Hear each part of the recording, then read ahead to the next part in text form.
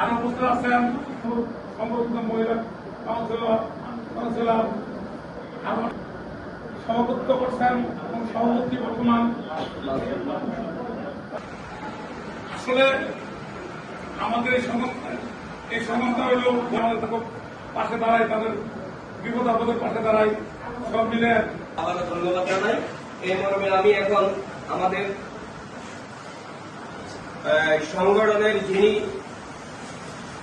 প্রতিটা মুহূর্তে শ্রম দিয়ে সংগঠনকে পরিশ্রম করে যাচ্ছেন, আমি অনুরোধ জানাবো আমাদের প্রিয় ভাই।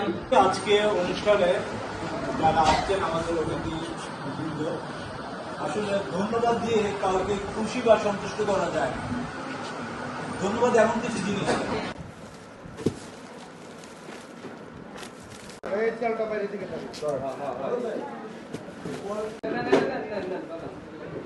হ্যাঁ